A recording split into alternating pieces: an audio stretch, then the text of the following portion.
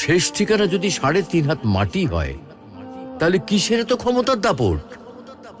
ভোর ৫টায় মৃত্যু, সকাল ৬টায় জানিয়ে দেওয়া হবে মাইকে, ৮টায় শেষ গোসল করানো হবে, ৯টায় তোমাকে নতুন কাপড়ে সাজানো হবে, জোহরের নামাজের পরে তোমার আলিশান বাড়ি থেকে বের করে নিয়ে যাওয়া হবে, ২টায় তোমার জানাজার নামাজ পড়ানো হবে, ২:৩০টায় তোমাকে কবরে নামিয়ে ফেলা হবে। মাটি দেওয়া শেষ হয়ে গেলে কেউ তোমার জন্য দোয়া করবে আর কেউ চলেও আসবে। এই তো জীবনের শেষ আয়োজন। তো কিসের এত অহংকার, কিসের এত ক্ষমতার দাপট? হ্যাঁ, ক্ষমতা কারোর জন্য চিরস্থায়ী নয়।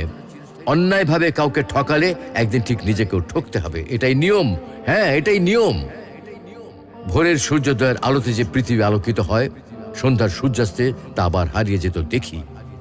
অসত্য দিয়ে সত্যকে কখনো ঢেকে রাখা যায় না।